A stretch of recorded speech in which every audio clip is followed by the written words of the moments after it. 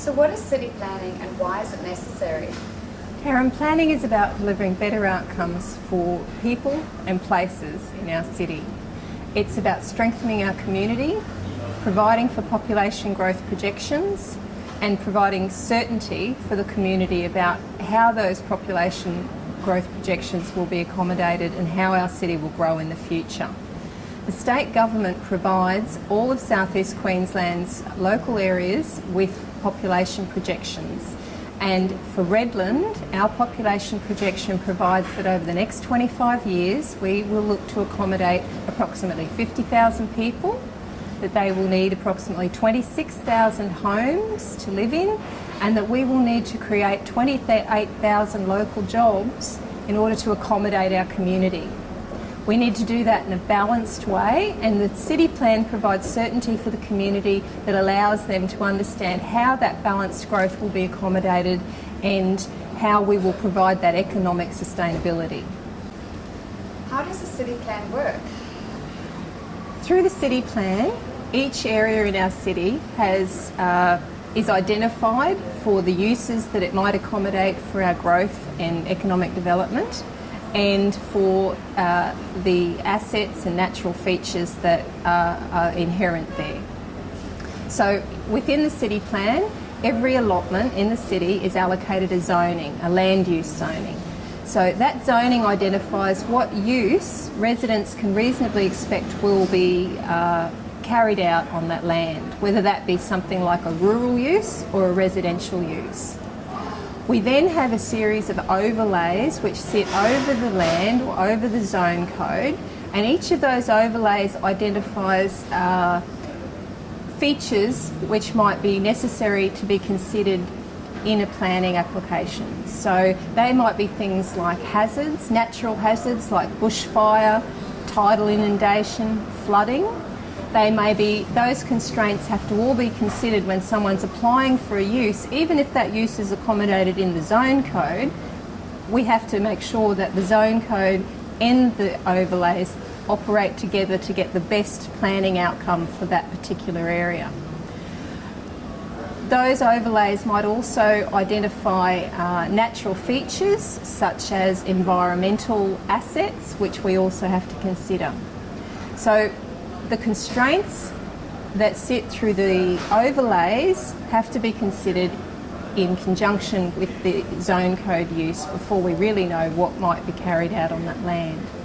So once adopted, the city plan will allow for future growth and economic development while ensuring that we have economically sustainable growth in the future, and it will ensure that Redlands remains the place that we know and love and the best place to live.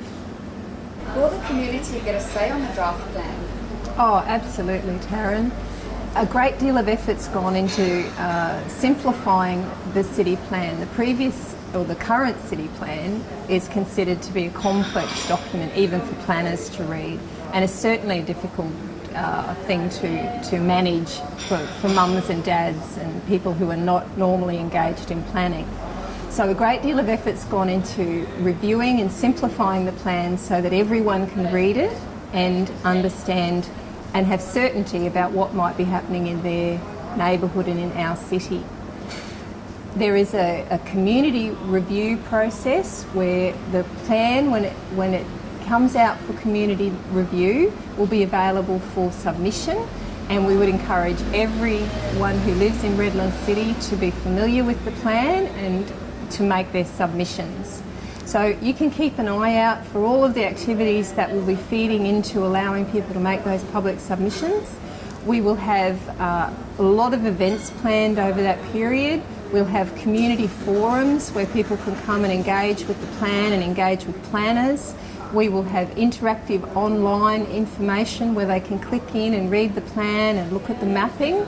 We'll have information displays in our shopping centres and our libraries where you can go and look at the plan and ask questions. You'll receive mail outs through your mailbox, and there will be other interactive information through our websites and social media that you can engage with. And we'll have Meet the Planners sessions where you can come and meet planning staff and ask them specific questions of concern with regard to what you've seen in the plan and what you want to know about our plan.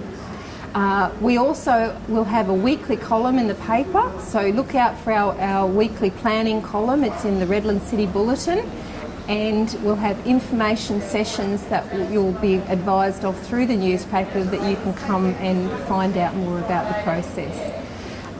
The council website also has a wealth of information. You can look on there to see all of the information and the process that's gone into developing the draft, as well as a lot of the studies that have supported the development of the draft. Those studies are things like the Redlands 2030 Community Plan, the Residential Land Availability Study, the Economic Development Framework, and the Open Space Strategy for the city. So the Redlands 2015 City Plan is an important document. It's important for everyone in the city to understand what is happening. It's important for everyone to understand the process and to understand the plan. And a great deal of effort will go into making sure that all that information is available for the community, and we really encourage you and all of your neighbours to look out for that information as it comes through and attend those sessions and look it up online and really get to know what's happening in our city for the next at least decade or 25 years.